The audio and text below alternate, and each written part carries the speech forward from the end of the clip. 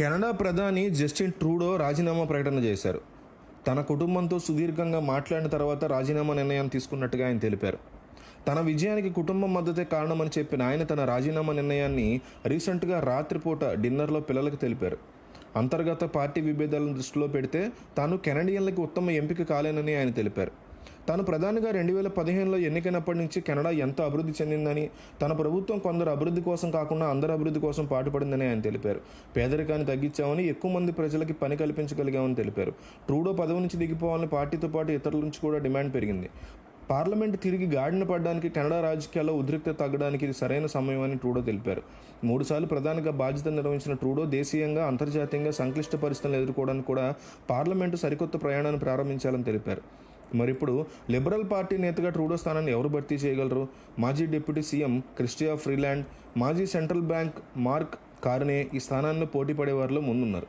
గత కొన్నేళ్లుగా భారత్ కెనడా సంబంధాలు బీటలు వారాయి. కెనడాలో ఖలికిస్తాన్ మద్దతుదారుల నేత హర్దీప్ సింగ్ నిజ్జర్ హత్య కేసు గురించి మాట్లాడుతూ ఈ హత్యలో భారత ఏజెంట్ల ప్రమేయం ఉందనడాన్ని ఆధారాలు ఉన్నాయని జస్టిస్ ట్రూడో ఆరోపించారు. అప్పట్లో భారత్ ఈ ఆరోపణలను తీవ్రంగా ఖండించింది.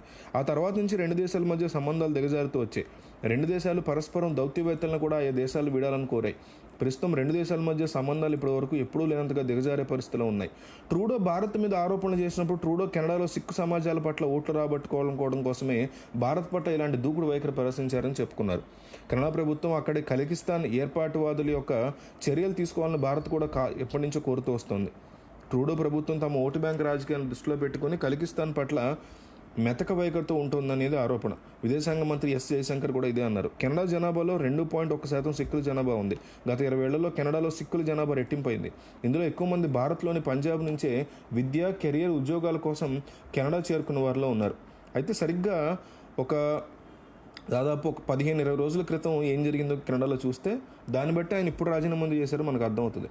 ట్రూడోకి అత్యంత విశ్వాసపాత్రులైనటువంటి ఆర్థిక మంత్రి క్రిస్టియా ఫ్రీలాండ్ పార్లమెంట్లో ఆర్థిక ప్రకటన చేయడానికి కొన్ని గంటల ముందే మంత్రి పదవికి ఆమె రాజీనామా చేశారు. సొంత పార్టీలోని కొంతమంది నేతలు ప్రధాని పదవిని వదిలేయాలని ఆయన కోరుతున్నా ట్రూడో ఏమాత్రం త్రుట్టుపట్టకుండా గంభీరంగా ప్రవర్తించారు. నీలిరంగు సూటు, టై ధరించి తన అనునయులతో కలిసి పార్టీ సమావేశంలో ప్రసంగించారు. పార్టీలో తనకు తలనొప్పిగా మారిన పరిణామాలను చిన్నపాటి కుటుంబ తగాదాగా అభివర్ణించారు. ఇంతటి ప్రతికూల పరిస్థితుల్లో కూడా ధైర్యంగా, నింపాదిగా కనిపించిన ఆయన తన రాజకీయ ప్రత్యర్థి కెనడా ప్రతిపక్ష కన్జర్వేటివ్ పార్టీ నేత పియర్ పోర్లియావ్తో విమర్శలు చేశారు. ఆయన ప్రసంగం ఎన్నికల ప్రచారాన్ని తలపించిందని, రాజకీయంగా గందరగోళం ఉన్నప్పటికీ ట్రూడో వాటిని ఎదురోడు నెట్టుకొస్తున్నారని రాజకీయ విశ్లేషకులు చెప్తున్నారు. ట్రూడో ప్రభుత్వాన్ని గద్దె దించేందుకు కొత్త ఏడాదిలో తీర్మానాన్ని తీసుకొస్తామని న్యూ డెమోక్రటిక్ పార్టీ నాయకుడు జగ్మీత్ సింగ్ ప్రకటించినప్పటికీ ట్రూడో వైఖరిలో ఏమాత్రం తడబాటు కనిపించలేదు. కానీ కరెక్ట్గా 20 రోజుల తర్వాత మాత్రం ఆ తీర్మానం వచ్చింది. దానికి నేను తలొగ్గాల్సి వచ్చింది.